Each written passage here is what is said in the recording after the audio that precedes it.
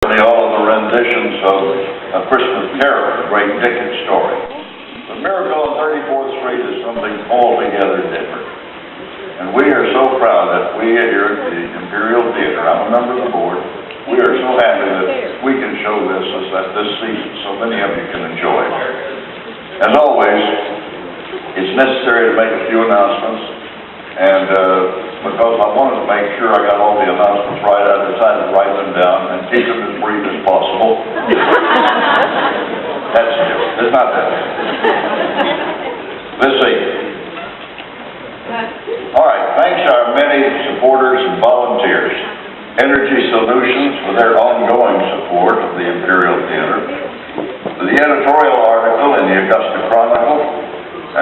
Mitchell Publishing for its storefront movie posters, Metro Spirit for its movie article, the Jay West, Janie Peel, Kelly New, and certainly the ongoing support that they have given to us. The hairdressers of Augusta, because they've done so much word-of-mouth advertising for us this week.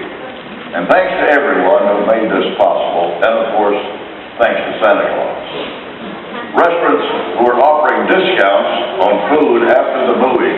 Now you might want to hold on to your ticket stub for this. Bee's Knees will offer a 15% discount on food with the ticket.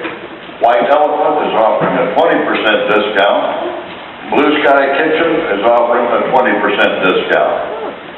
Artistic Perceptions on Broad Street, which is an art gallery down that way, is making a free print to visitors who have a movie ticket and movie stub with us. Now, some important dates in Augusta history we'd like to mention. February the 18th, 2008, that's February 18th coming up, will be the 90th anniversary of the Wells Theater, which became the Imperial Theater. So we'll be celebrating our 90th anniversary in February.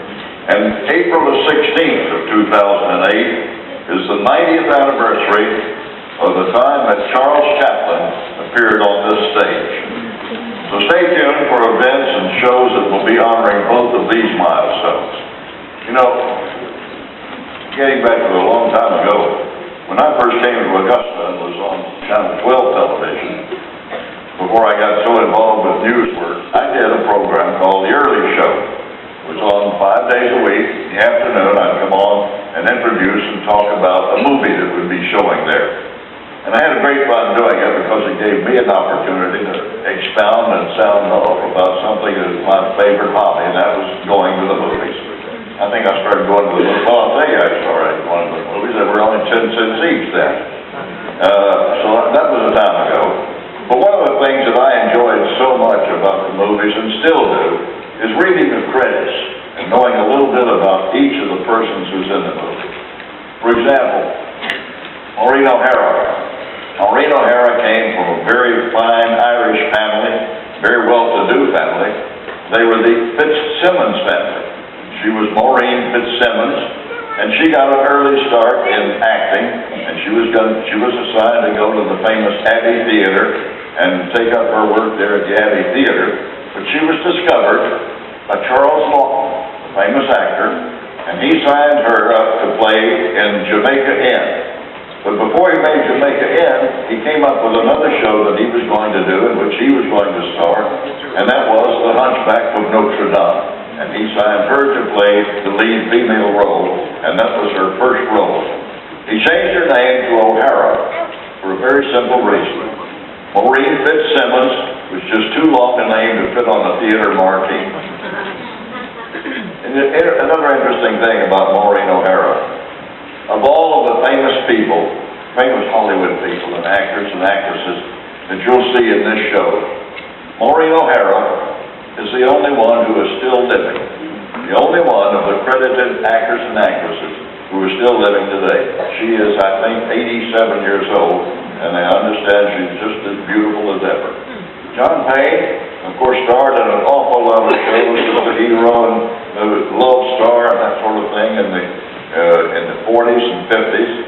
I read an interesting thing about him, and that was to the effect that he paid $10,000 to buy up the rights to to the Ian Fleming novels, which were the James Bond story. And he was going to be the producer and star of the James Bond series, but he let go of his contract and his option when he found out that he only received the option to about 5 different stories, and he wanted all of them. So that's why we got Sean Connery, I guess, instead of John Payne. Some other people in this movie include Eugene Lockhart, who plays the part of the judge. And certainly you'll recognize him from other movies. And Gene Lockhart was a very fine actor and very splendid a person of giving opportunities to other actors and actresses. One of the finest ones, of course, was his own daughter, June Lockhart. You remember June Lockhart? She played the mother in the Lassie series, and also she played the mother and the wife on the Lost in Space television series. William Frawley has an interesting part in the show. William Frawley became, after another bunch of movies, William Frawley was the man who played Fred Mertz in the I Love Lucy series. He played opposite Ethel Vance, and she was his wife. And the interesting thing about it is they detested each other totally and completely, and they didn't want to have anything to do with each other after the filming was done. They didn't want to sign on to new roles, but you would never know it from them playing husband and wife in that series. Edmund Gwynn, of course, is Santa Claus in this show, or Kris Kringle. He's, in effect, the star. He's from a very fine acting career and acting history.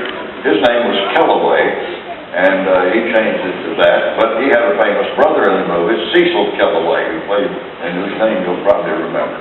Thelma Ritter had her debut in this picture. She plays the mother of a little boy in the series. The show, Miracle on 34th Street, gained 3 Oscars. It won for the best cinematography, best story, and Edmund Gwynn got it for the best supporting actor. And when he got his award, he said, "I know now there is a Santa Claus." I know you're going to enjoy it. I know everyone here will enjoy it. And with the hope of the Board of Directors of the Imperial Theater, here's the Miracle on 34th Street, and Merry Christmas to all of you.